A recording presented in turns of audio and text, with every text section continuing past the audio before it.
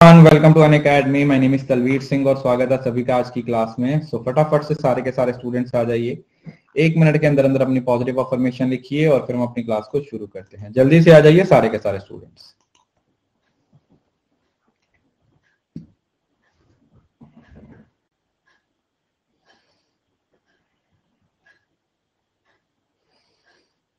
मैं बढ़िया जी, आप बताइए। गुड मॉर्निंग सभी को, गुड मॉर्निंग जी, गुड मॉर्निंग।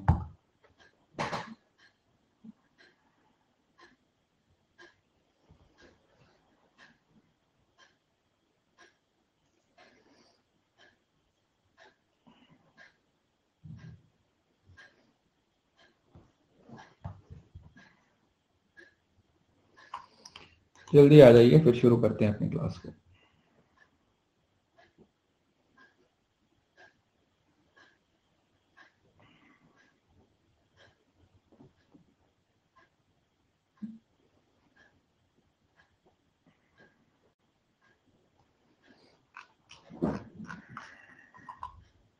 सर एग्जाम की बहुत टेंशन हो रही है। टेंशन लेके क्या करोगे?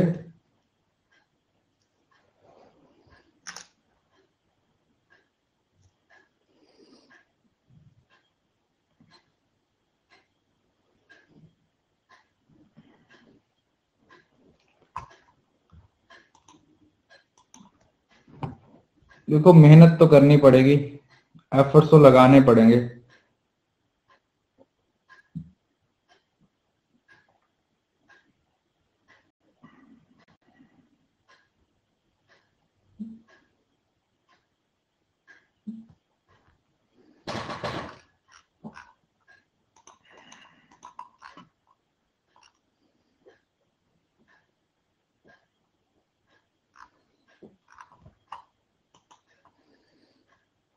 एक तो ना तुम लोग एक्साइटेड इतने रहते हो, जो तुम्हें पढ़ाया जाता है वो उसकी कोई बात नहीं करता। सर ये कब होगा, सर वो कब होगा, सर ये कब होगा, सर वो कब होगा। जो पढ़ाया जा रहा है वो कौन सा मैं कुछ अलग से करवा रहा हूँ, वो भी आपके सिलेबस का ही पार्ट है यार। वो भी पूछा जाएगा। ऐसे क्यों कर रहे हो? वो भी आपके सिलेबस का ही पार्ट है।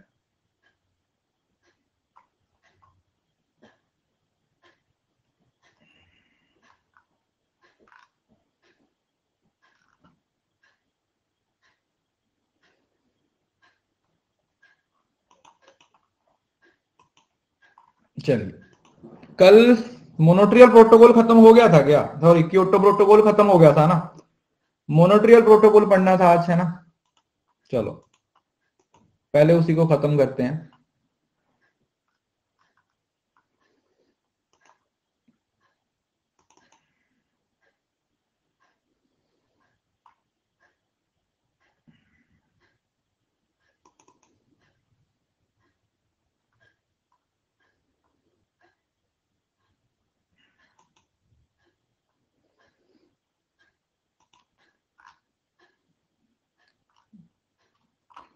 तो कल ये वाला मैंने आप लोगों को करवाया था, पेरिस एग्रीमेंट। प्लीज बातें बंद। देखिए, जो बच्चे लेट ज्वाइन किए हैं मैं बात बता रहा हूं। देखो, कुछ लोगों ने लेट ज्वाइन किया होगा। आप मेरी प्रोफाइल में जाइए, वहां पे आप लोगों को एक कोर्स मिलेगा, foundation course on paper 1। Please उसको देख लीजिए, आपकी सारी क्वेरीज का आंसर मिल जाएगा।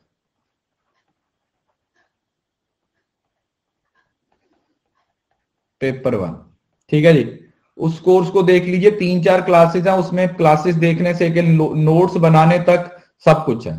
अब भाई वो तो प्रोफाइल में जाके देखना पड़ेगा ना। कोर्सेज पे सी ऑल कर लीजिए, कंप्लीटेड कोर्स चेक कीजिए।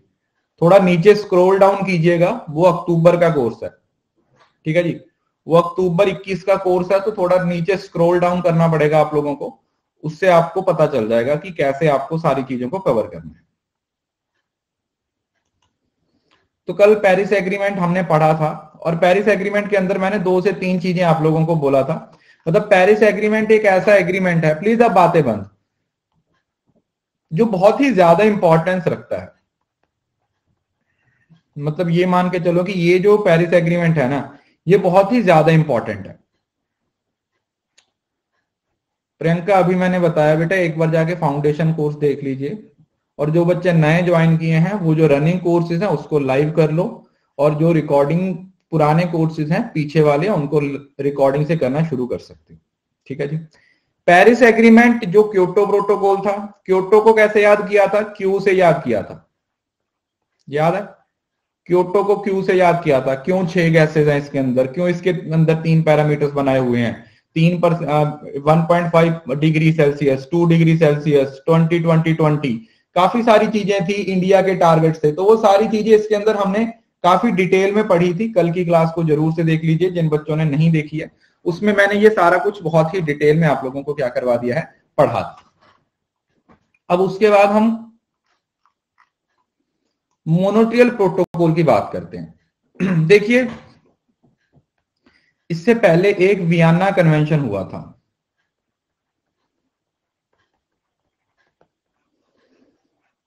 वियना कन्वेंशन हुआ था। जो वियना कन्वेंशन था ना, वो भी आपका किसके साथ रिलेटेड था?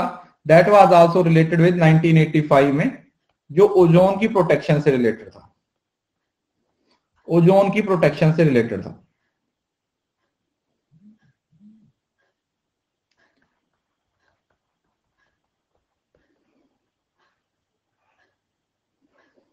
जो कि ओजोन की प्रोटेक्शन से रिलेटेड था, कि किस तरीके से हम ओजोन को प्रोटेक्ट कर सकते हैं। राइट, तो वो उसके बाद हमारे पास आता है मोनोट्रियल प्रोटोकॉल। प्लीज बहुत ध्यान से समझना। मोनोट्रियल प्रोटोकॉल क्या है? The Montreal protocol on the ozone depletion substance. तो जो मोनोट्रियल प्रोटोकॉल था वो ओडीएस से रिलेट करता है। किससे रिलेट करता है? ODS. ODS stand for ozone depletion substance. ODS stand for ozone depletion substance, मतलब वो सब्सटेंस जो ओजोन को नष्ट कर रहे हैं, जिनकी वजह से जो ओजोन है वो डिप्लेट हो रही है।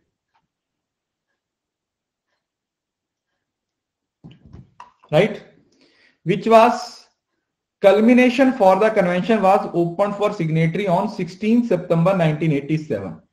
ये 16 सितंबर 1987 को साइन करने के लिए सामने आई और एंटर इनटू फोर्स इन 89। और इन फोर्स में कब आया? 89। और इसकी पहली मीटिंग हुई थी हेलसिंकी में 89 में। और यही रीजन है कि जो 16 सितंबर है, 16th ऑफ सितंबर है, इसको वर्ल्ड ओजोन डे की तरह सेलिब्रेट किया जाता है। इसको हम वर्ल्ड ओजोन डे की तरह सेलिब्रेट करते हैं। The protocol sets the target to reducing the consumption and protection of a range of ozone depletion substance. तो इस जो कन्वेंशन हुई थी, इसके अंदर वो सब्सटेंस जिनकी वजह से ओजोन है वो नुकसान पहुंचता है, उनको खत्म करने के लिए, उनको कम करने के लिए बात हो रही थी।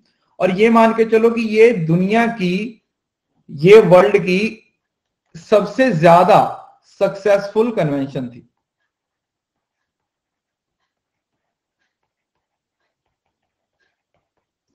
वर्ल्ड्स मोस्ट सक्सेसफुल कन्वेंशन, दुनिया की सबसे ज्यादा सक्सेसफुल कन्वेंशन कौन थी? मोनोट्रियल protocol.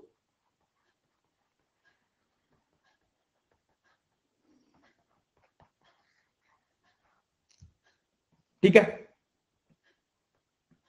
The Montreal Protocol is an international environment agreement with the universal ratification to protect Earth's ozone layer by eliminating using of ozone depleting substance which would otherwise allow increased ultraviolet radiation to reach the Earth, resulting in higher incidence of skin cancer।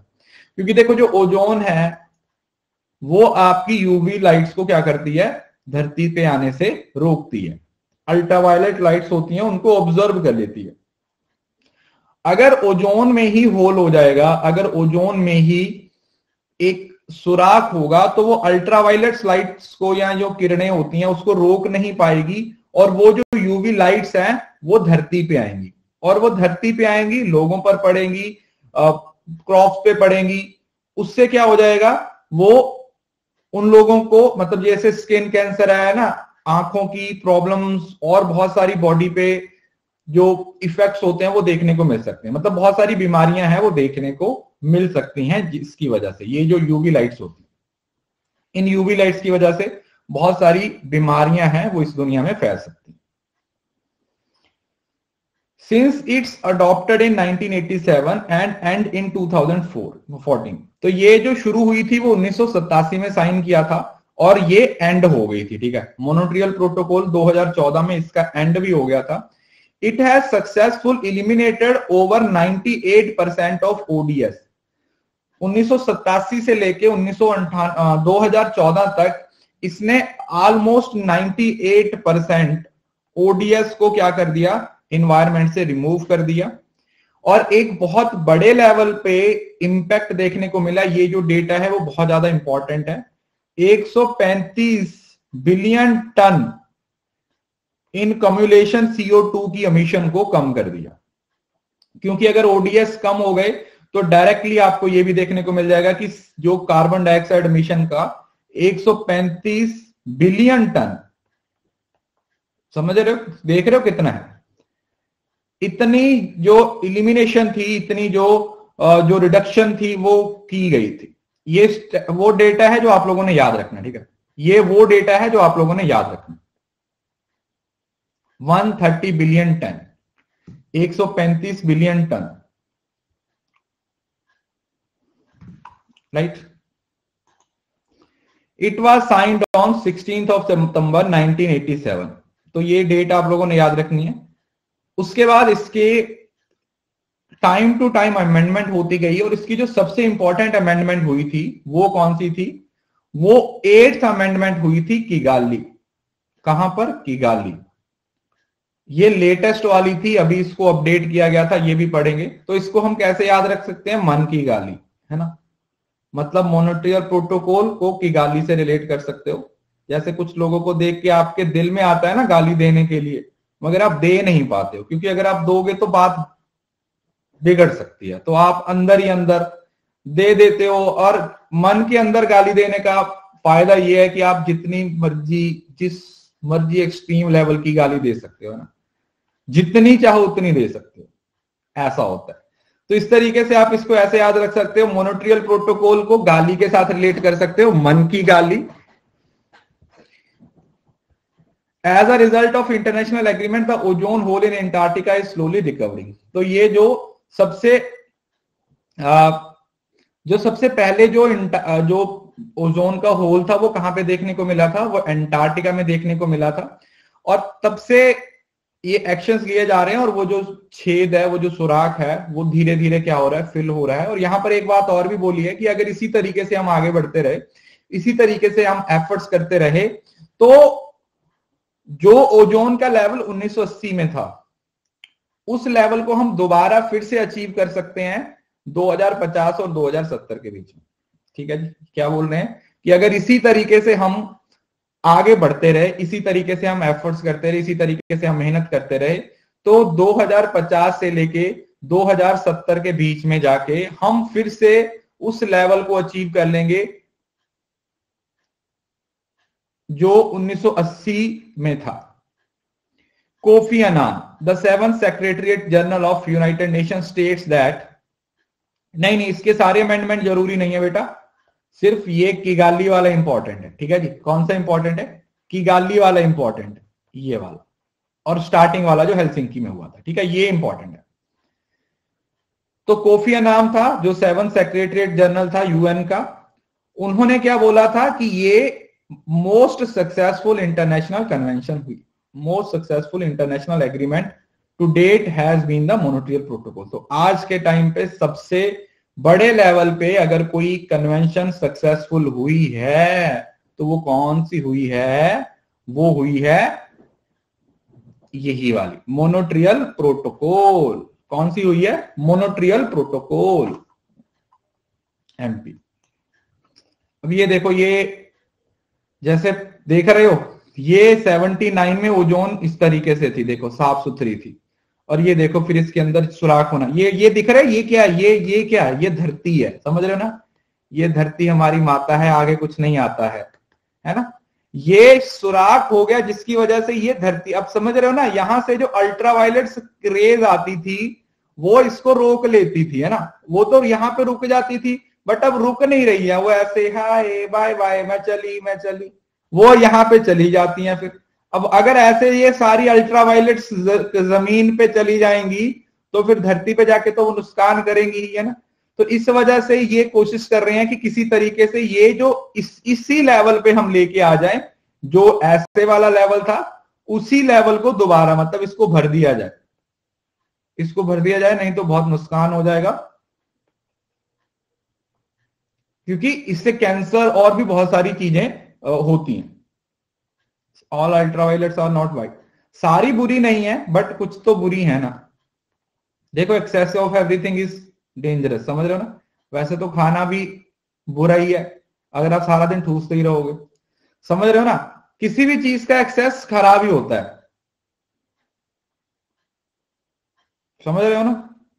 तो इस वजह से यही बात हो रही है कि हाँ ठीक है, ऐसा कह सकते हो कि सारी अल्ट्रावायलेट जो यूज रेज होती हैं वो नुकसान नहीं पहुंचाती, बट बहुत सारी पहुंचाती भी हैं, और उन्हीं के नुकसान की वजह से धरती पे इतना कुछ फैल जाता है, इतना कुछ हो जाता है, ठीक है। इस वजह से थोड़ा सा ध्यान से की पॉइंट्स देखो, 197 कंट्रीज ने इसको किया था, और ये यूनिवर्सल रेटिफिकेशन की बात हो रही थी, यूनिवर्सल रेटिफिकेशन की बात हो रही थी। यूनिवर्सल रेटिफाई मतलब इसका टारगेट ये था कि पूरी दुनिया के लोग इसका पार्ट बने, ठीक है। क्योंकि ओजोन, देखो अब ओजोन में अगर नुकसान हुआ तो उससे पूरी दुनिया में ही नुकसान होगा ना। अल्ट्रावायलेट किरणें हैं जब धरती पे आने लग गई, तो इस वजह से the treaty was originally signed in 87 and substantial amended. उसके बाद इसको टाइम टू टाइम क्या किया गया, अमेंड किया गया।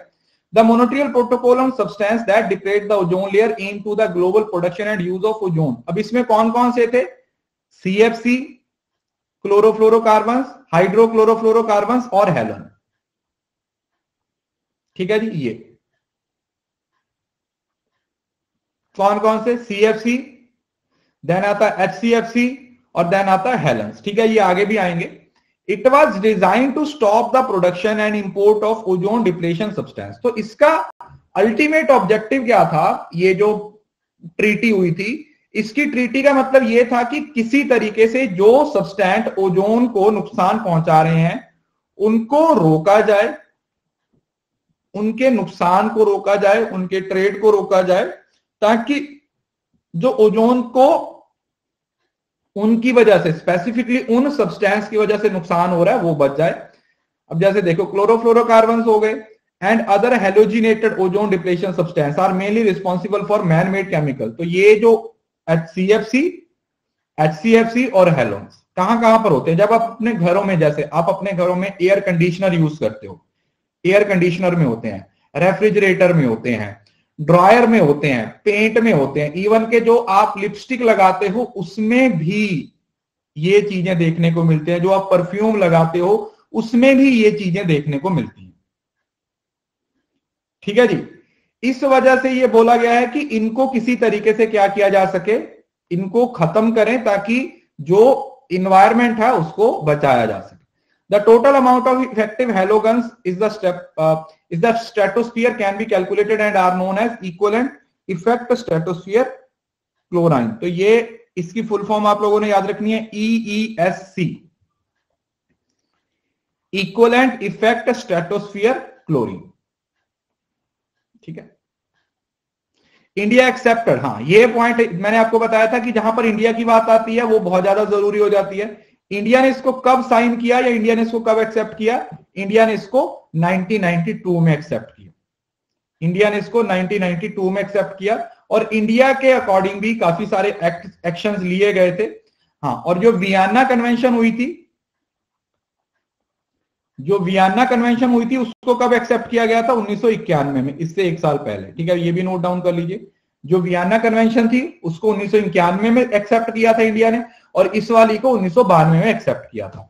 और उसके अकॉर्डिंग एक बात और देखो यहां पर, ozone depletion substance rule 2000, India ने जो हमारा एनवायरमेंटल प्रोटेक्शन एक्ट है 1986, उसके अंडर ओडीएस के लिए एक स्पेशल रेगुलेशन रूल्स पास किए, कौन से ईयर में, ईयर 2000 में, ठीक है जी।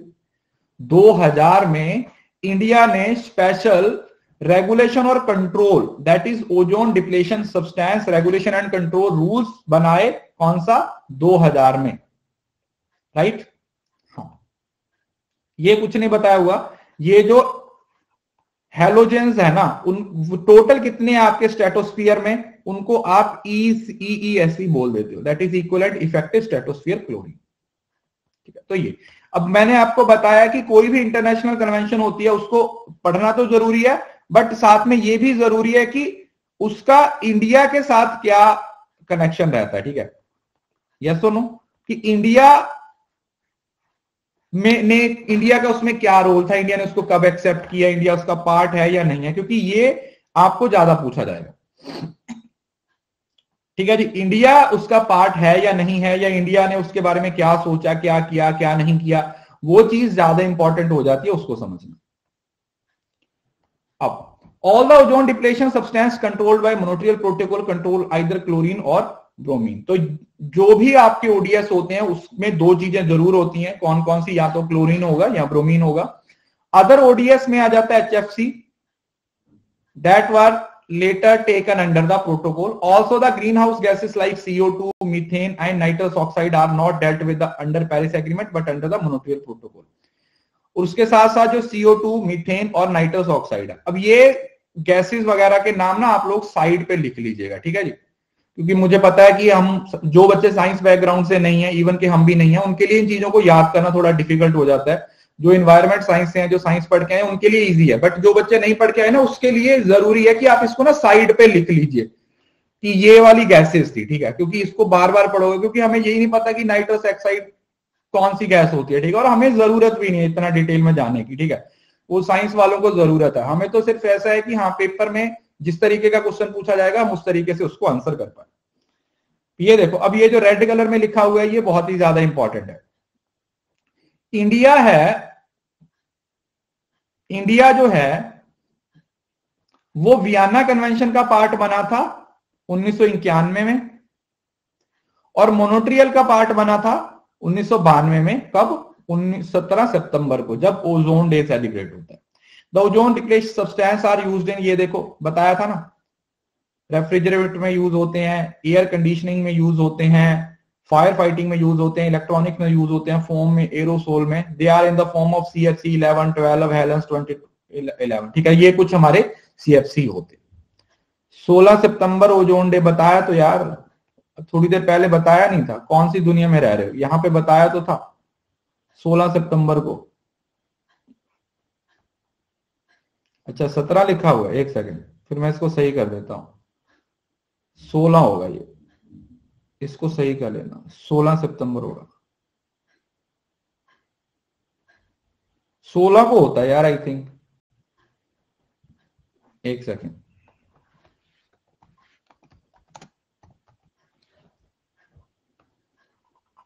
16 ही है। ठीक है, इसको सही कर लेना, 16 सितंबर है। ठीक है, 16 सितंबर।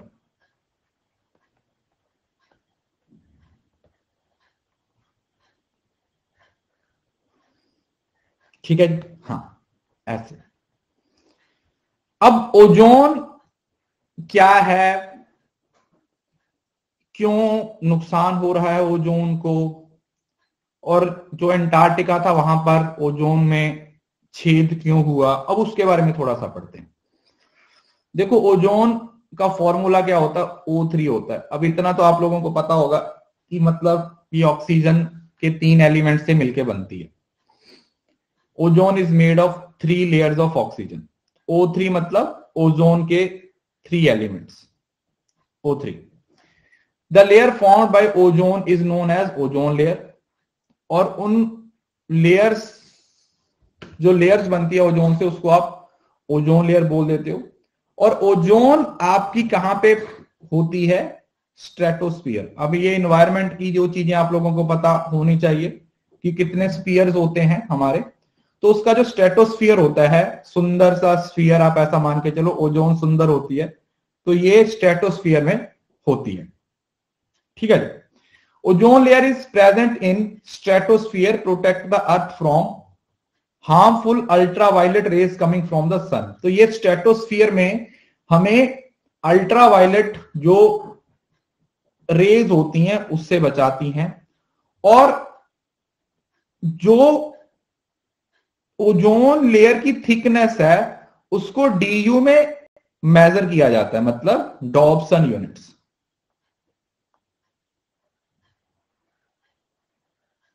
Dobson units. The gradual thinning, reduction or wearing out of ozone layer in the stratosphere due to various human activities are called ozone depletion. तो ये जो हमारी ह्यूमन एक्टिविटीज है, इंसानों की वजह से जो ओजोन में ओजोन लेयर है वो लगातार सब्सटेंस उसको मतलब नुकसान हो रहा है, उसको ही आप क्या बोल देते हो, उसको ही बोलते हो आप ओजोन डिप्लेशन। यूवी मतलब बेटा अल्ट्रावायलेट्स, यूवी मतलब अल्ट्रावायलेट रेज, तो उसी को आप क्या बोल देते हो, उसी को आप बोल देते हो ओजोन डिप्लेशन। और ये सबसे ज्यादा कहां पे देखने को मिलती है, ये जो सबसे ज्यादा देखने को मिली है वो कहां पे मिलती है, मतलब शुरुआत मतलब साइंटिस्ट को सबसे पहले कहां पे देखने को मिली थी, ये जो पोलर रीजन है ना अंटार्कटिका में, वहां most prominent in the polar regions specially over Antarctica.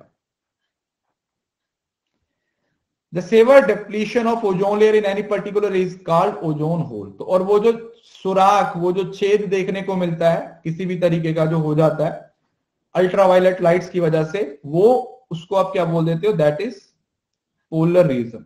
अरे वहां पर अब यार उसके रीजन के बारे में हमें जानने की जरूरत नहीं है, अल्टीमेटली समझ रहे हो ना, are you getting the point. आपको पेपर में क्वेश्चन कंसेप्ट वो नहीं पूछा जाएगा, डिस्क्रिप्टिव नहीं पूछा जाएगा कि वहां पर ही क्यों हो रहा है, that is something that you need to understand कि ये वो कोल्डर अंटार्कटिका वाले रीजन में यहां पर ये इसकी शुरुआत हुई थी, और उसका अल्टीमेट रीजन भी है कहीं ना कहीं हम ही है। धरती से इतनी सारी चीजें, इतने सारे खतरनाक एलिमेंट हैं वो जाते हैं इन्वायरमेंट में, और उससे वो चीजें डिप्लेट होना शुरू हो जाती, मतलब एंथ्रोपोजेनिक एक्टिविटीज क्या बोल सकते हो, you call it anthropogenic activities। हमारी एक्टिविटीज, हम किस तरीके से अपने एनवायरनमेंट को खराब कर रहे हैं, ये उसके बारे में बोल। ये देखो,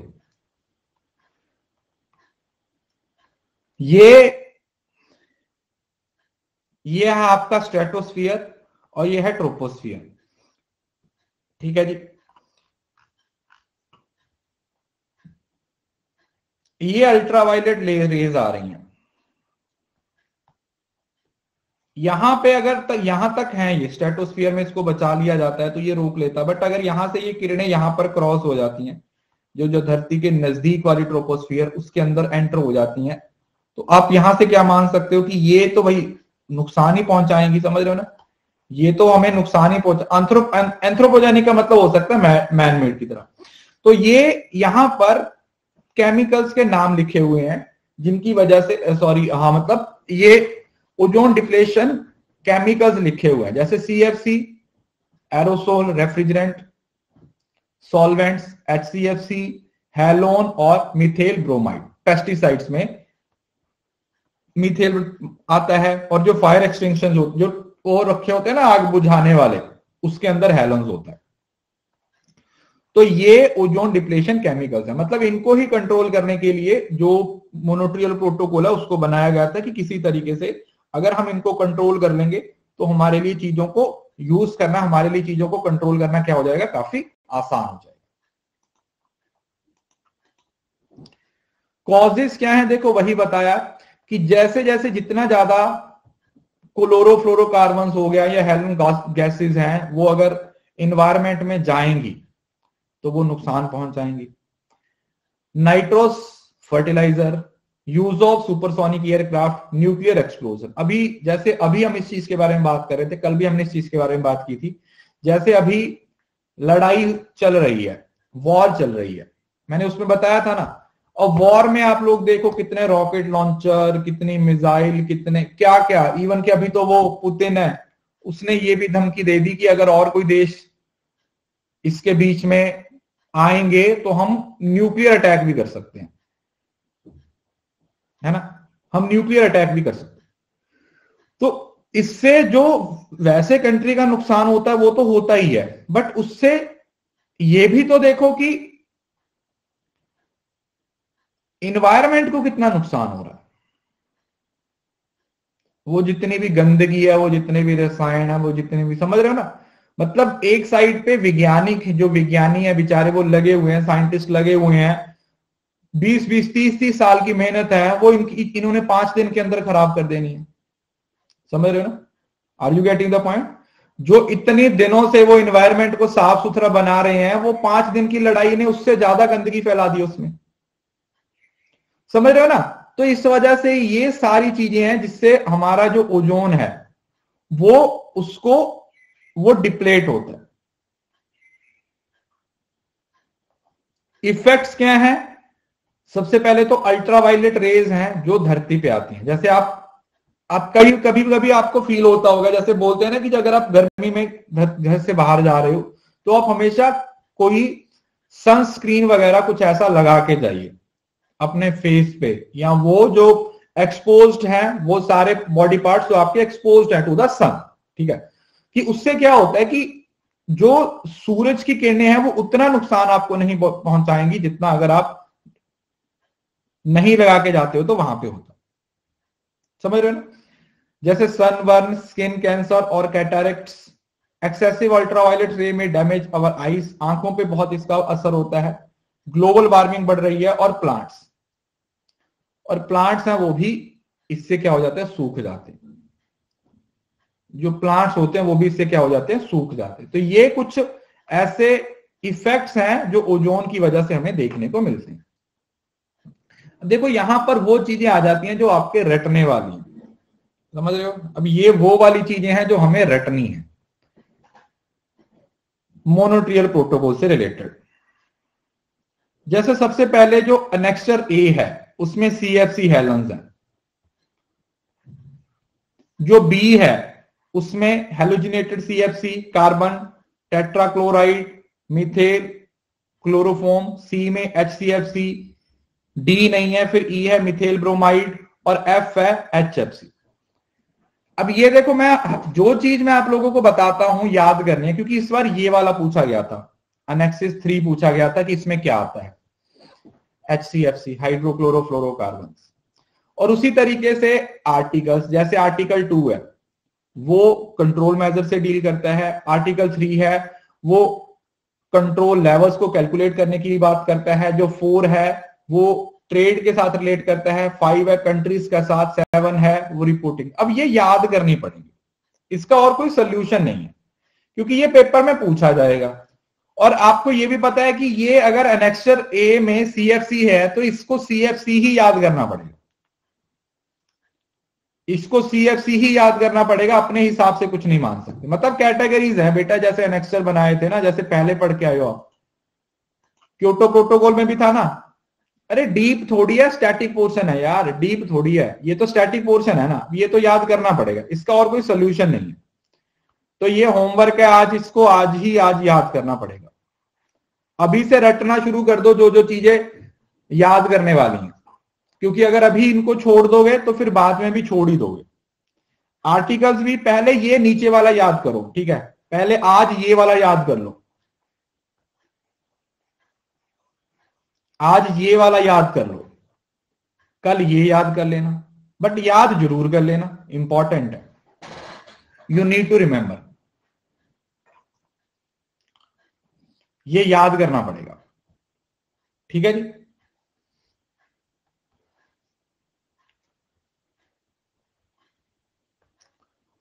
एनेक्सर डी है ही नहीं, एनेक्सर डी है ही, डी नहीं है, ABCEF, डी है नहीं इसमें, ठीक है जी। मल्टीलेटरल फंड्स, मल्टीलेटरल फंड्स का मतलब क्या हुआ? अब इसके अंदर ना एक बहुत ही इंपॉर्टेंट पॉइंट है जिससे पेपर में क्वेश्चन भी पूछा गया था। एक आर्टिकल 10 के अंडर 1991 में एक मल्टीलेटरल फंड बनाया गया था, समझ रहे हो ना? इसका जो आर्टिकल 10 है उसने 1991 में एक मल्टीलेटरल फंड बनाया था, और उस फंड में जो पैसा है उससे उन कंट्रीज की हेल्प करनी है जो एक पैरामीटर के अंदर आते हैं। वो पैरामीटर क्या है? जिनकी, ये देखो ये लिखा हुआ है, these country should have an annual per capita consumption and production of ODS less than 0.3 kg। This is very important line, ये आप लोगों ने याद रखना है। मतलब जिस कंट्री की पर कैपिटा कंजम्पशन और प्रोडक्शन 0.3 kg या उससे कम है, उन कंट्रीज को इस मल्टीलेटरल फंड से पैसा दिया जाएगा। उन कंट्रीज को इस मल्टीलेटरल फंड से क्या किया जाएगा? पैसा दिया जाएगा। और इस मल्टीलेटरल फंड को सपोर्ट करने के लिए 4 एजेंसीज हैं। कौन सी? UNEP, UNDP, UN Industrial Development Organisation और वर्ल्ड बैंक। चार बैंक। कौन कौन से? United Nations Environment Programme, United Nations Development Programme, United Industrial Development Organisation और वर्ल्ड बैंक। और अभी तक ये फंड है वो ऑलमोस्ट 8600 प्रोजेक्ट्स के लिए पैसा दे चुका है। ठीक है जी, ये सिर्फ इतना ही याद रखना है। इसमें से ये वाला जो पॉइंट है ना, वो बहुत ही ज्यादा इंपॉर्टेंट है। ये देखो, ये जिसको मैं हाईलाइट कर रहा हूं ना, 0.3 kg वाला, कि ये फंड में पैसा उन कंट्रीज को ही मिलेगा जो 0.3 kg या उससे कम पर कैपिटा कंजम्पशन या प्रोडक्शन कर रहे हैं। किसकी? ओडीएस की, ओजोन डिप्लेशन सब्सटेंस की। ओजोन डिप्लेशन सब्सटेंस की। ये पॉइंट आप लोगों ने यहां पे है। ओडीएस मतलब ओजोन डिप्लेशन सब्सटेंस, जो सब्सटेंस से ओजोन खराब हो रही है, जिससे ओजोन खराब हो रही है। About 100 man-made chemicals has been referred as ozone depletion substance। मतलब लगभग इस पूरी दुनिया में 100 से ज्यादा केमिकल्स ऐसे हैं जो इंसानों की वजह से, मतलब हम लोगों की वजह से ओडीएस हैं। हम लोगों ने उनको ओडीएस बनाया। और ये बताया था कि ये सिर्फ यूएन की इकलौती ऐसी ट्रीटी है जिसको सारे के सारे मेंबर्स ने रेटिफाई किया था। कोई इसमें से बाहर नहीं गया, किसी ने ये नहीं बोला कि हम इसको रेटिफाई नहीं करेंगे। दिस इज द रीजन कि ये इस पूरे वर्ल्ड की सबसे ज्यादा सक्सेसफुल कन्वेंशन है।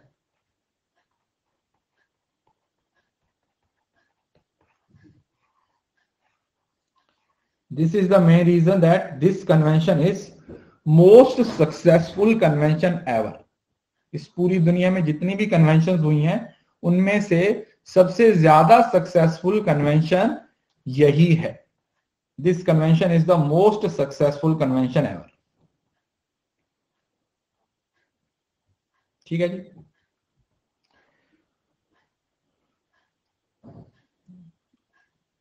ओके, एक चीज मैं और आपको यहां पे बताता हूं।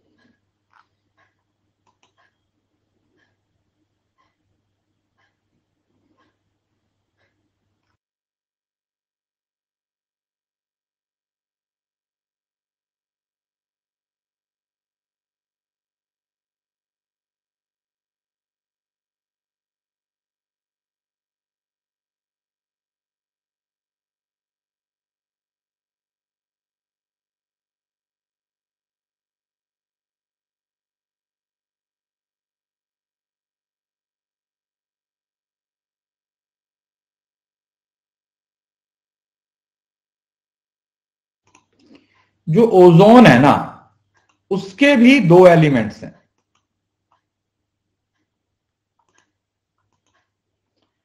एक होती है गुड ओजोन और एक होती है बैड ओजोन।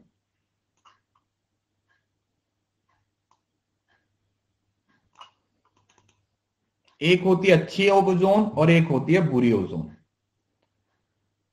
अब जो ट्रोपोस्फियर में ओजोन आ जाए वो बैड ओजोन हो जाती है। मतलब धरती के जितनी ज्यादा नजदीक, समझ लो ना ये 10 किलोमीटर वाला। और जो स्ट्रेटोस्फियर है, इसको याद कैसे रख सकते हो? स्ट्रेटोस्फियर मतलब सुंदर, S for strato, S for सुंदर।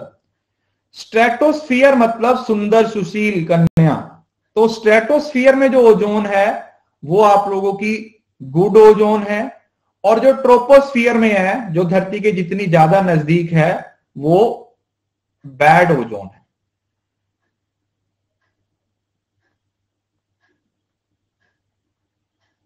ठीक है जी।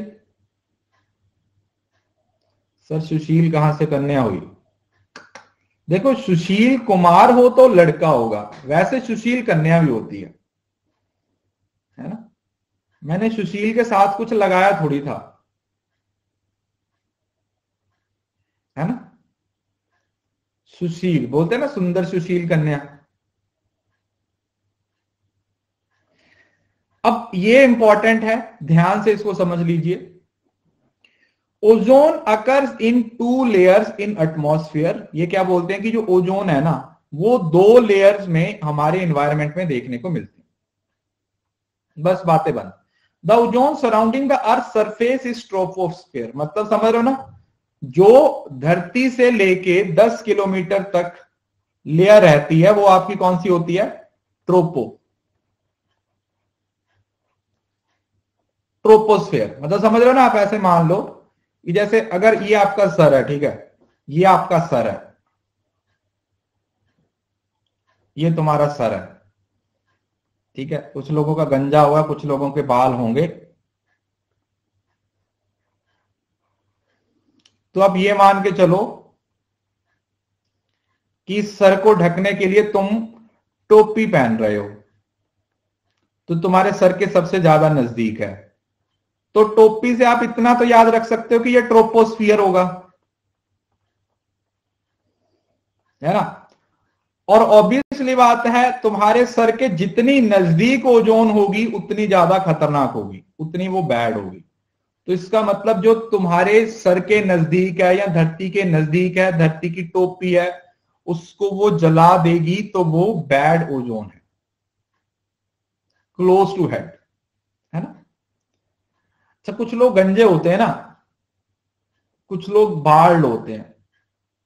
ऐसा करो, अपने दिमाग में किसी गंजे इंसान को सोचो, कमेंट में मत लिखना, दिमाग में ही रखना, ठीक है। हाँ, कि कितने गंजे लोगों को आप जानते हो, कमेंट में मत लिखना, ठीक है, नहीं तो बात खराब हो जाएगी।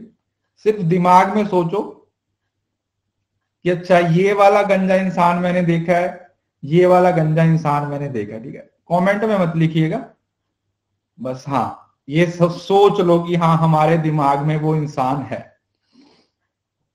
सोच लिया। अब कभी आप लोगों ने सोचा कि जो गंजे इंसान होते हैं, जो इंसान गंजे होते हैं, उनकी सबसे बड़ी प्रॉब्लम क्या होती है? उनकी सबसे बड़ी प्रॉब्लम यही होती है कि जब वो नहाने लगते हैं ना, तो उनको पता नहीं चलता कि मुझे मुंह कहां तक धोना है। तो वो धोते जाते हैं, धोते जाते हैं, रुकने के लिए तो कुछ है नहीं ना।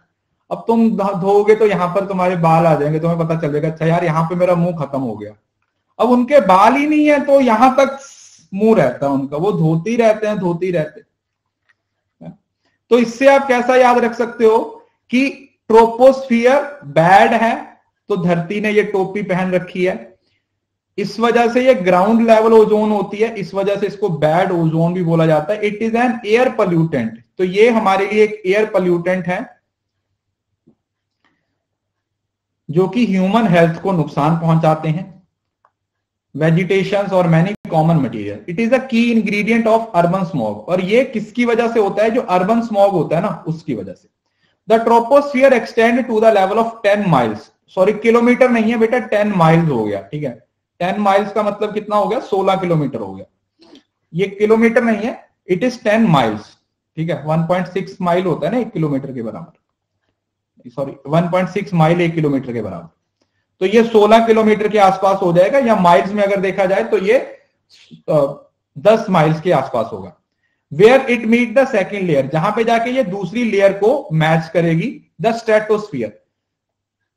स्ट्रेटोस्फियर या good ozone layer extend upward from about 10 to 30 miles. तो ये जो रहती है वो 10 से 30 मील तक रहती है।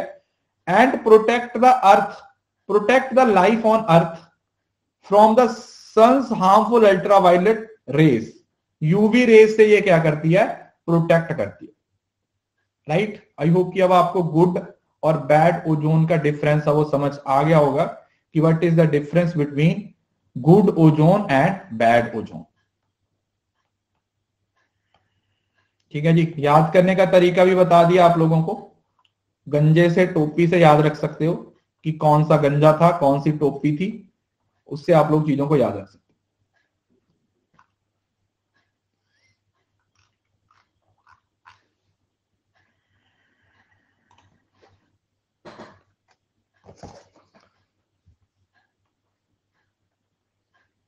Ozone layer is the lower 20 to 30 miles.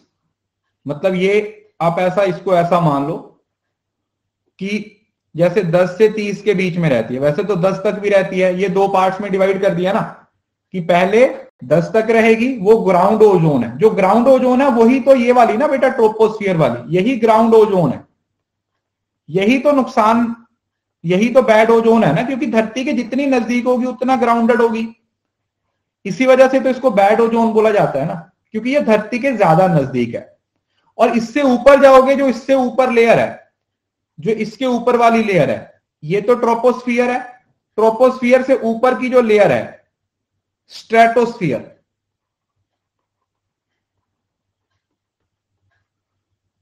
Stratosphere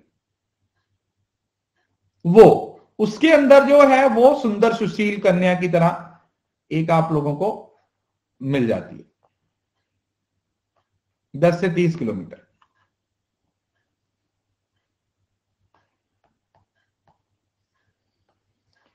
ozone oxygen के 3 एलिमेंट से बनती है। मोनोट्रियल प्रोटोकॉल को इस टाइम को साइन किया गया था, ये फोर्स में तब आया था, ये भी आप लोगों को पता है। The treaty serve as the best example for international cooperation, ये भी आप लोगों को बता दे। ठीक है, ये सारी चीजें हम ऑलरेडी पढ़ चुके हैं, ये सारी चीजें हम पहले पढ़ चुके हैं।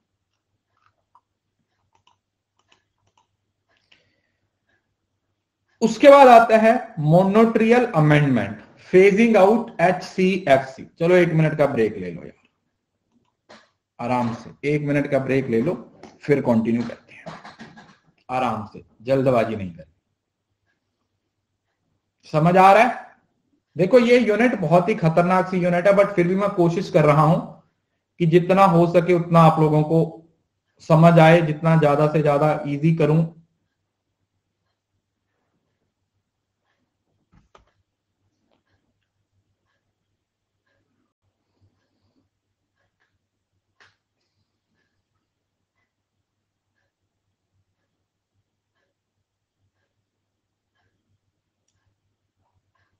देखिए जो बच्चे लेट ज्वाइन किए हैं, मैं फिर से बता रहा हूं, एक बार तो आप फाउंडेशन कोर्स देख लीजिए मेरी प्रोफाइल में जाके। और दूसरा, जो रनिंग कोर्स होते हैं उसको आप लाइव अटेंड कर लो, और उसके साथ आप जो भी यूनिट पढ़ना चाहते हो वो रिकॉर्डिंग से कवर कर लो। ठीक है,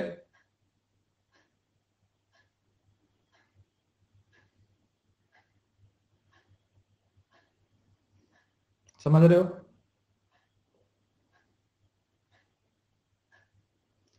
PYQ मैं करवाऊंगा, हो जाएगा, PYQ की टेंशन मत लो।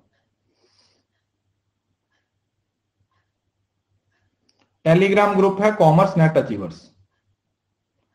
ट्रोपोस्फियर बेटा 10 किलोमीटर तक है, 10 माइल तक है, 10 से 30 तक फिर स्ट्रेटोस्फियर शुरू हो जाती है।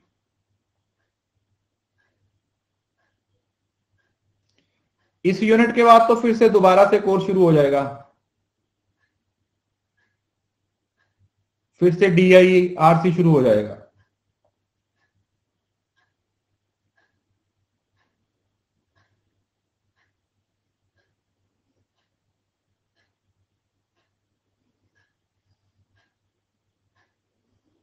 हाँ, ये जो यूनिट है ना, जो अक्टूबर में शुरू हुआ था, उसकी लास्ट यूनिट है।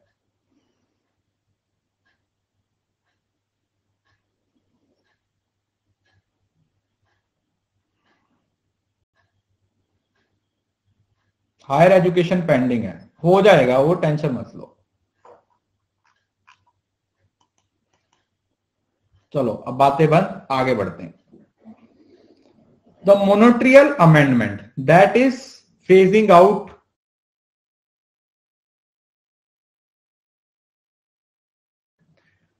HCFC are powerful greenhouse gases that are used in refrigeration, air condition और foam application।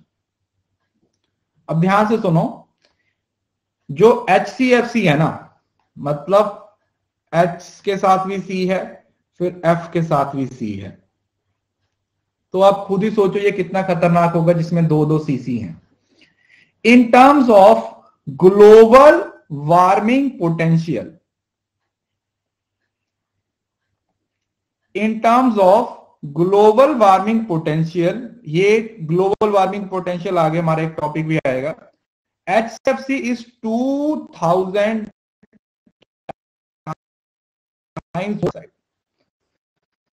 चलो कि कार्बन डाइऑक्साइड से भी 2000 टाइम्स ज्यादा खतरनाक है। स्टक हो गया क्या?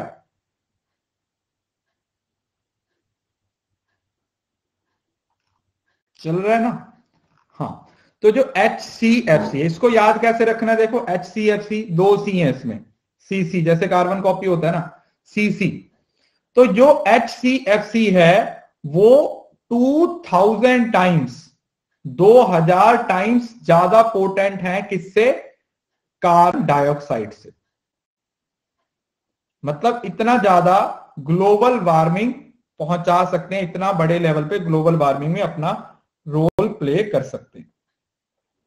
GWP is the major. अब ये देखो GWP ग्लोबल वार्मिंग पोटेंशियल, ये क्या है? GWP is the measure of the heat the greenhouse gases trap in atmosphere up to specific time or reason relating to carbon dioxide, कि carbon dioxide से कितनी देर ज्यादा तक उनका जो प्रभाव है, उनकी जो एग्जिस्टेंस है वो हमारे इन्वायरमेंट में रहती है। ठीक है जी, हमारे इन्वायरमेंट में रहती है एज कंपेयर टू CO2, मतलब कार्बन डाइऑक्साइड के कंपैरिजन। किसके कंपैरिजन में बच्चे? कार्बन डाइऑक्साइड के कंपैरिजन में कितना ज्यादा देर तक वो इन्वायरमेंट में रहते हैं वो। इन सितंबर 2007 the parties accelerated their phasing out schedule for HCFC, recognize the benefit of climate of earth. Developed countries have reduced their consumption of HCFC and developing countries are ready to start a phase out in 2013। तो फिर सारी countries ने मिलकर क्या सोचा? सारी countries ने सोचा कि हम HCFC को फेज आउट करेंगे। फेज आउट समझ रहे हो ना? खत्म करना। फेज आउट करने का मतलब खत्म करना, एनवायरमेंट से एंड कर देना। फेज आउट कर देना मतलब खत्म कर देना। तो जो HCFC है उसको खत्म करने के लिए लोगों ने या कंट्रीज ने एकजुटता दिखाई कि हाँ हमें अब इसको क्या करना है, हमें इसको एनवायरमेंट से खत्म कर देना, निकाल के फेंक देना। उसके लिए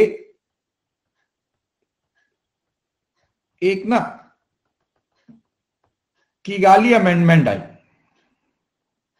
पहले इसको यहां पे पढ़ लेते हैं, उसके बाद इसका एक करंट अफेयर है वो भी इंपॉर्टेंट है। मैंने आप लोगों को बताया कि मोनोट्रियल से आप किगाली तक पहुंचे, मन की गाली। ये कौन सी अमेंडमेंट थी? दिस वाज द, वैसे तो ये रवांडा में हुआ 2016 में, ये 8th अमेंडमेंट थी। It was the 8th amendment to Montreal protocol. Montreal protocol की जो 8th अमेंडमेंट थी दैट वाज किगाली अमेंडमेंट। उसको क्या नाम दिया गया? That was known as Kigali amendment.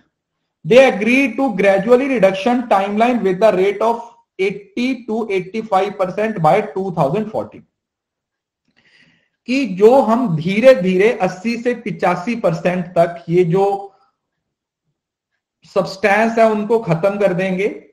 कब तक? 2040 तक। Developing countries will freeze the consumption of hydrofluorocarbons by 2024 and first reduction was expected by 2019। तो जो डेवलपिंग कंट्रीज हैं उनके लिए जो पहला फेज था रिडक्शन का वो एक्सपेक्ट किया 2019 तक एचएफसी का, और दूसरा 2024 तक। अब एक पॉइंट और भी बहुत ज्यादा यहां पर जरूरी है जो आप लोगों ने समझना है, वो क्या है कि ये अमेंडमेंट फोर्स में कब आई थी? 1 जनवरी 2019 को, मतलब 16 को साइन हो गई थी, राइट? 2016 को साइन हो गई थी, बट इसने अपना काम करना, या ये मान के चलो कि इसने अपनी वर्किंग जो शुरू की वो 1 जनवरी 2019 में शुरुआत की।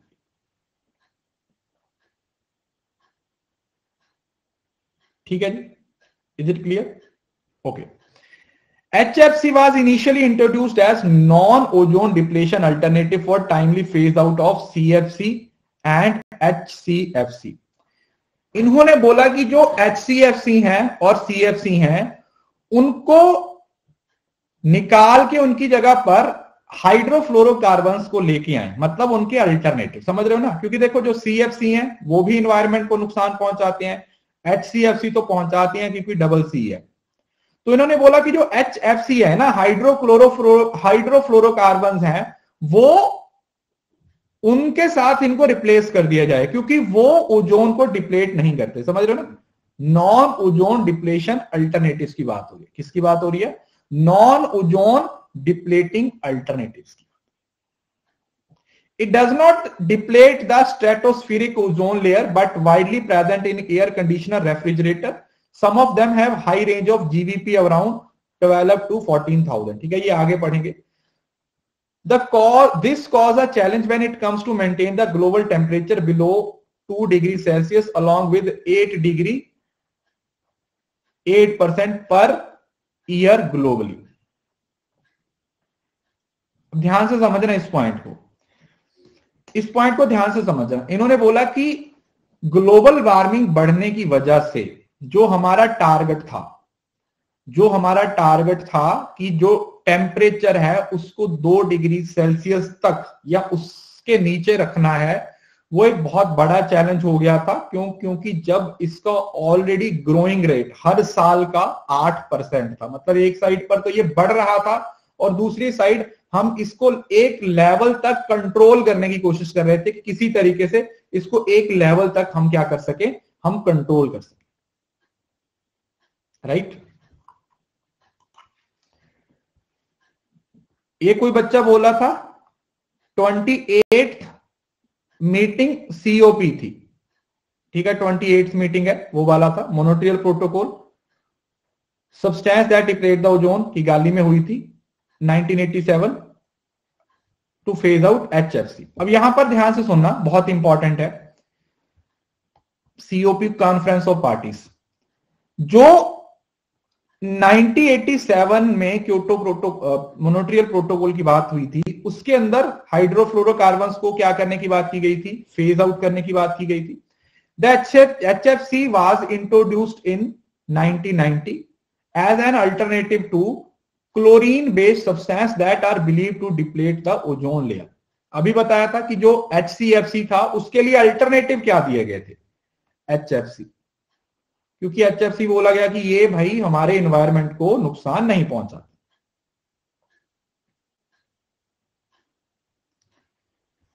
कंट्रीज पे बाइंडिंग है 2019 के लिए।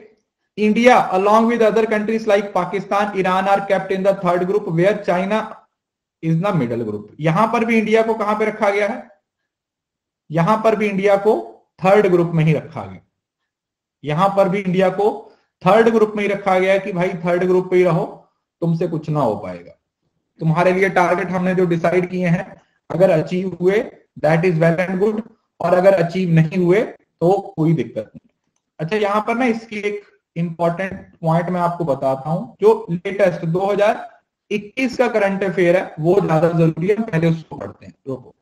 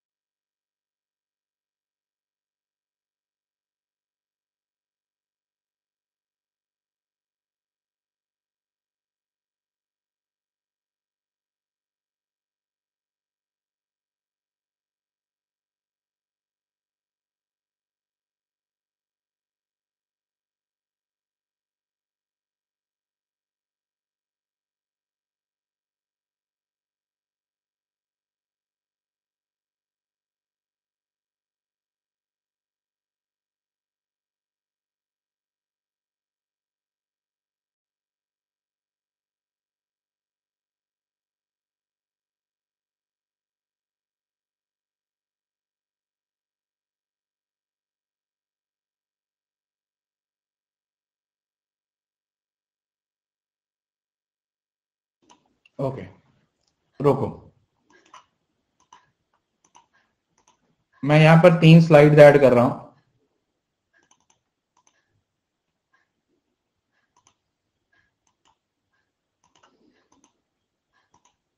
उससे इसका करंट अफेयर भी कवर हो जाएगा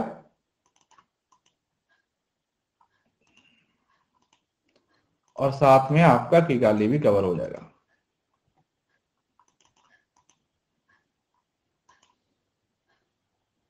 ठीक है जी।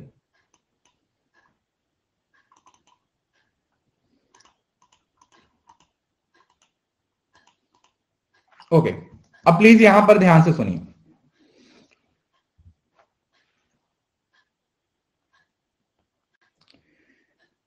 The United States, China and America are in separate group of countries. ये किगाली अमेंडमेंट की बात हो रही है जिसको इंडिया ने रेटिफाई किया है कब, 2021 में। ठीक है जी, ये करंट अफेयर का भी पार्ट है जिससे इसका हिस्टोरिकल बैकग्राउंड भी कवर हो जाएगा और इंडिया का जो एस्पेक्ट है वहां से भी कवर हो जाएगा। With different time schedule two phase out HFC and replace them with climate friendly alternatives. जब हमने पहले HFC को इंट्रोड्यूस किया था तब इसको as a non depleting substance introduce किया था, बट बाद में हमें रियलाइज हुआ कि नहीं, HFC भी ओजोन को डिप्लेट कर रहे हैं। Is it clear? यहां पर किसी का क्वेश्चन था, जब इनको पहले इंट्रोड्यूस किया गया था तब इनको एज एन अल्टरनेटिव दिया गया था HCFC का, बट बाद में ये रियलाइज हुआ कि नहीं, HFC भी HCFC की तरह ही ओजोन को डिप्लेट कर रहे हैं। आई होप ये पॉइंट क्लियर हुआ, राइट? पहला पॉइंट क्लियर हुआ। अब यहां पर ये जो दूसरी स्लाइड है ना, ये बहुत ही ज्यादा इंपॉर्टेंट है आपके पेपर के पॉइंट ऑफ व्यू से।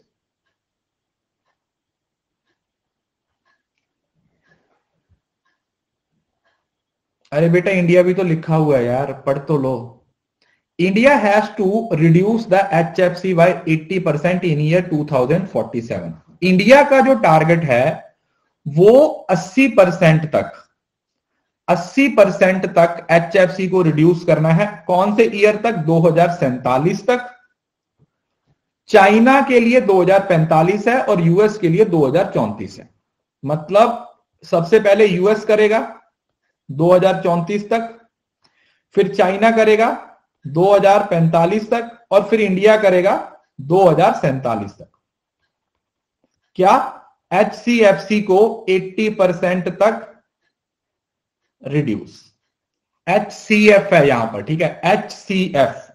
HCF sorry, HFC hydrofluorocarbon, HFC।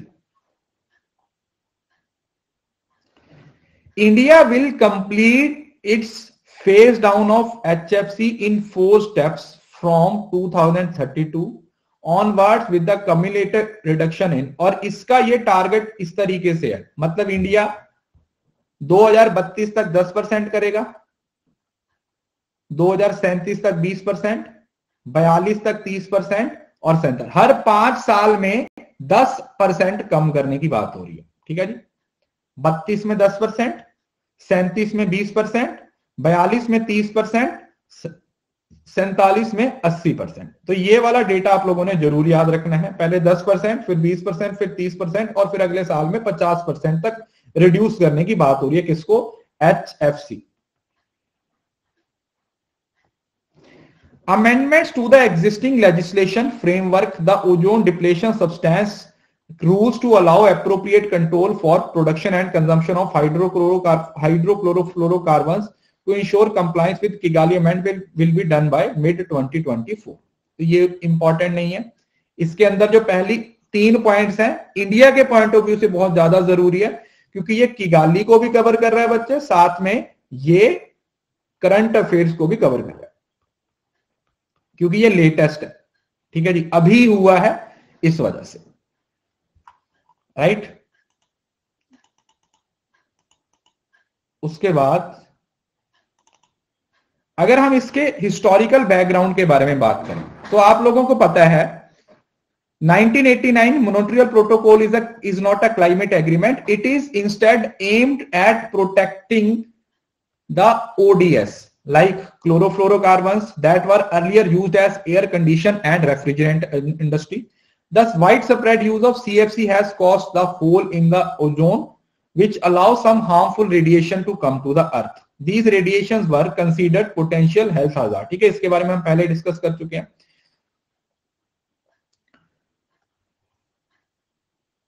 तो मोनोट्रियल प्रोटोकॉल का टारगेट क्या था कि जो CFC हैं, क्लोरोफ्लोरोकार्बन्स हैं, उसको हाइड्रोफ्लोरोकार्बन्स के साथ क्या कर दिया जाए, रिप्लेस कर दिया जाए. यस, यही मैंने बताया था आप लोगों को कि सबसे पहले CFC था, क्लोरोफ्लोरोकार्बन्स, उसको फेज आउट करने के लिए मोनोट्रियल प्रोटोकॉल ने बोला कि हां हम इसको रिप्लेस कर देंगे किसके साथ, HFC के साथ, हाइड्रोफ्लोरोकार्बन्स के साथ, जिससे कि वो जो एनवायरमेंट को नुकसान पहुंचा रहे हैं वो नुकसान नहीं पहुंचाएंगे. But they were later found to be extremely potent in the cause of global warming. बताया था, पहले नहीं पता था, पहले तो CFC को रिप्लेस कर दिया गया HFC के साथ, और फिर बाद में पता चला कि भाई HFC भी बहुत बड़ा थ्रेट है. HFC भी बहुत बड़ा थ्रेट है, किसके लिए, इन्वायरमेंट के लिए. So the HFC solve one problem but contribute a major way to another. तो उन्होंने एक प्रॉब्लम को तो सॉल्व कर दिया, बट एक और प्रॉब्लम सामने हमारे आ गई. तो फिर अगली बार HFC को भी रिप्लेस करने के लिए कौन सी अमेंडमेंट की गई, किगाली अमेंडमेंट. किगाली अमेंडमेंट के अंदर यह बोला गया था कि हां भाई अब HFC को भी क्या कर दिया जाए, फेज आउट कर दिया जाए. HFC को भी क्या कर दो, फेज आउट कर दो, इलिमिनेट कर दो, एनवायरमेंट से बाहर कर दो. In October 2016, with the United States leadership, 197 countries adopted an amendment to phase out HFC under Montreal Protocol. तो अब याद रखिए, अगर मैं मोनोट्रियल प्रोटोकॉल की बात करता हूं तो वो किसको फेज आउट करने की बात कर रहा है, वो CFC को फेज आउट करने की बात कर रहा है. किसके साथ रिप्लेस किया, HFC के साथ. बट बाद में रियलाइज हुआ कि HFC तो उससे भी खतरनाक है, तो फिर HFC को फेज आउट करने के लिए किगाली अमेंडमेंट हुई 197 देशों की. कहां पर, यूनाइटेड स्टेट्स में. राइट, आई होप कि अब ये थोड़ी सी जो कंफ्यूजन हो गई थी आपको बीच में, वो क्लियर हो गई होगी कि पहले उन्होंने CFC को HFC के साथ फेज आउट किया, मतलब उसको फेज आउट करके रिप्लेस कर दिया, बट बाद में रियलाइज हुआ कि नहीं भाई HFC भी बहुत ज्यादा खतरनाक है, इस वजह से अब HFC को भी क्या करने की जरूरत है, फेज आउट करने की जरूरत है. राइट,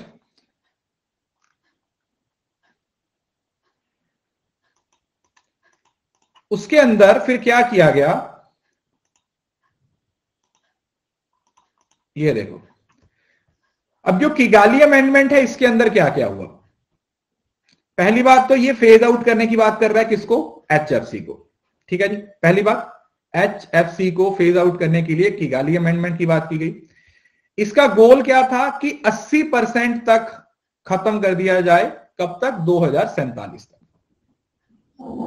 ठीक है, 2047 तक, क्योंकि इंडिया का भी टारगेट 80% का 2047 तक किया ना, अभी पड़ा था. 80% तक रिमूव करने के लिए इंडिया का जो टारगेट है वो 2047 का है, ये आप लोगों ने देखा होगा. 2047 तक इसको रिमूव करने की बात की जा रही है, 80% तक. Given their zero impact on the depletion on ozone layer, HFC are currently used as replacement of hydrochlorofluorocarbons and CFC. ठीक है, मतलब CFC और HFC दोनों की जगह पर आज के टाइम पे HFC यूज किए जा रहे हैं एयर कंडीशनर में, रेफ्रिजरेटर्स में, और फोम इंसुलेशन जो हमारे घरों में इस्तेमाल होते हैं.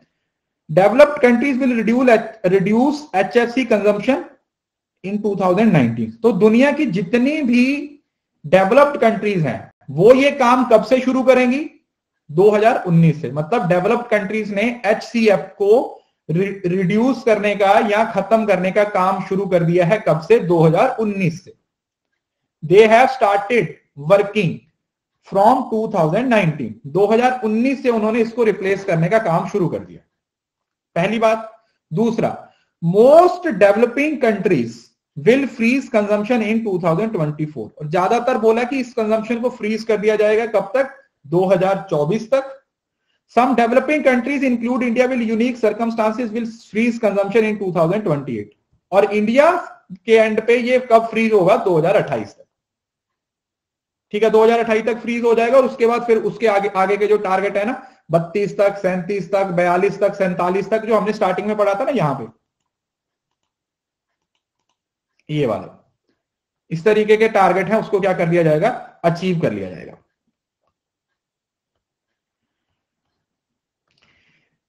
They also provide financing to certain countries to help them transition to climate friendly alternatives। इसके साथ इन्होंने ये भी बोला है कि हाँ अगर एक फंड भी बनाया गया था और उस फंड में क्या टारगेट दिया गया था वो 0.3 वाला पढ़ा था ना पॉइंट कि जहां पर कंजम्पशन और जो 0.3 kg पर हेड है उन कंट्रीज को फंडिंग भी दी जाएगी उन कंट्रीज की हेल्प भी की जाएगी। With the Kigali amendment the Montreal Protocol has been even more powerful instrument against global warming और मोनोट्रियल प्रोटोकॉल और भी ज्यादा सक्सेसफुल कन्वेंशन है वो बन गया है क्योंकि किगाली को भी एक तरीके से आप ये मान के चलो कि लीगली इंप्लीमेंट कर दिया गया है HCF को रिप्लेस करने के लिए। तो मोनोट्रियल का मतलब क्या था मोनोट्रियल को लगा कि जो HCFC है वो बहुत ज्यादा खतरनाक है इसको इन्होंने किसके साथ रिप्लेस कर दिया CFC के साथ। बट बाद में रियलाइज हुआ कि जो CFC है वो भी बहुत ज्यादा खतरनाक है। सॉरी क्या था यार मैं खुद ही कंफ्यूज हो गया रुको। HCFC और CFC ये दोनों ही खतरनाक थे इसको किसके साथ रिप्लेस किया गया HFC के साथ। ठीक है जी इन दोनों के बारे में हमें पता चल गया था कि ये दोनों ही खतरनाक है तो इसको HFC के साथ क्या कर दिया गया रिप्लेस कर दिया गया। और फिर जो किगाली अमेंडमेंट हुई किगाली में हमें फिर HCF को भी फेज आउट करने के बारे में बोला गया कि इसको भी फेज आउट करने की जरूरत है। HFC HCF नहीं H अरे पता है मेरे दिमाग में ना वो HDFC बैंक चलता रहता है कॉमर्स में पढ़ाते हैं ना HDFC बैंक तो वही दिमाग में चलता रहता है HFC HCF तो HDFC के लिए ना दिमाग में वो चलता रहता है। कोई नहीं मैं भी इसको याद करके आऊंगा आप भी इसको याद करके आइए क्योंकि ये ना कंफ्यूजिंग है थोड़ी सी ये टर्म्स है ना वो थोड़ी कंफ्यूज करती हैं HCFC CFC HFC HFC एक सेकेंड ABCDEFGHI हाँ तो CFH करके याद रख लेते हैं कि पीछे की तरफ से ना अल्फाबेटिकल ऑर्डर में चल रहा है ना ऐसे याद कर सकते हैं। हाँ फिर नहीं भूलेंगे कि H सबसे बाद में आता है F उसके बाद आता है और C उससे पहले आता है ऐसे याद कर सकते हैं। नहीं अकाउंट नहीं है मैं प्राइवेट बैंक में अकाउंट नहीं खोल रहा मेरा अकाउंट कौन से बैंक में है यूनियन में ना SBI से अच्छा है मैं सारे पैसे अपने घर के ट्रंक में ना रख लूंगा। SBI में अकाउंट खुलवाने से अच्छा है मेरे पास जितना पैसा मैं घर के किसी ट्रंक में रख के लॉक लगा दूं। SBI में अकाउंट खुलवाने से तो अच्छा है मेरे लिए। तो ये हो गया है ऑलमोस्ट इससे ज्यादा कुछ करने की जरूरत नहीं है ये इंस्टीट्यूशनल फ्रेमवर्क है। ठीक है थोड़ा बहुत अगर रिवाइज करना हुआ तो पढ़ लीजिएगा वैसे जितना आपके पेपर के पॉइंट ऑफ व्यू से इंपॉर्टेंट है वो मैंने आपको सारा करवा दिया। एक बार ये यूनिट खत्म हो जाए हम इसकी एक और 3-4 घंटे की मैराथन लेंगे जिसमें इन सारी चीजों को मॉडिफाइड तरीके से मैं कवर करवाऊंगा। ठीक है क्योंकि अभी हाँ मैराथन में हम इसको एक बार दोबारा पढ़ेंगे तब तक आप इन सारी चीजों को अच्छे से एक बार रिवाइज कर लो। ठीक है जी अब देखो ऑलमोस्ट आपके सारे टॉपिक्स हो गए हैं अर्थ समिट से लेके किगाली भी हो गया मोनोट्रियल भी हो गया क्योटो भी हो गया अर्थ समिट भी हो गया सब कुछ हो चुका है ऑलमोस्ट आपका ये इंटरनेशनल कन्वेंशन वाला सारा टॉपिक आपका हो चुका है। तो अगर आप इन टॉपिक्स को अच्छे से कवर कर लेते हो एक बार तो वहां पर रिवाइज करना आपके लिए काफी अच्छा हो जाएगा।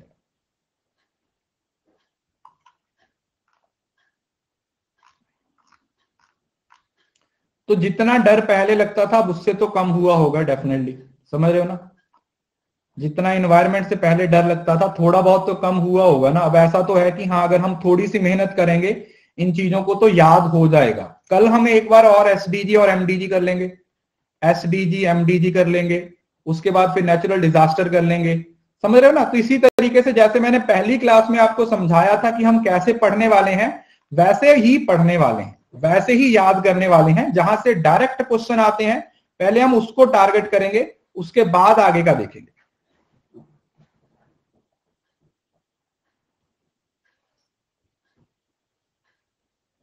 हो जाएगा। देखो एक बात देखो, हमेशा ना किसी भी चीज को पॉजिटिव तरीके से हैंडल करते हैं, राइट। जो भी, चाहे कोई यूनिट की शुरुआत कर रहे हो, चाहे आप किसी पेपर की शुरुआत कर रहे हो, चाहे इवन के आप प्रैक्टिस करने लगे हो ना, एक पॉजिटिव माइंडसेट के साथ उसको टारगेट किया करो। ये न्यू सेशन ही है, सब कुछ न्यू ही है बेटा, आप कहीं से भी कभी भी शुरू कर सकते हो क्योंकि हर यूनिट अलग अलग है। तो आप, हाँ मैराथन चाहे मैं फिर बोर्ड पे पढ़ाऊं आपको, अगर मूड बना तो बोर्ड पे पढ़ा दूंगा, और अगर मूड बना तो अनअकैडमी पे स्पेशल क्लास में करवा दूंगा। जहां पर जैसी फिजिबिलिटी हुई वैसे कर लेंगे। तब तक आप पहले इन नोट्स के, ये जो 3-4 क्लासेस हुई है ना, इनके नोट्स अच्छे से बना लीजिए, इनके नोट्स को अच्छे से बना लीजिए, इनकी रिवीजन अच्छे से कर लीजिए। क्योंकि अगर अभी पहले इस बार एक बार रिवाइज हो जाएगा ना, तब मैराथन के साथ पढ़ने में आपको ज्यादा मजा आएगा।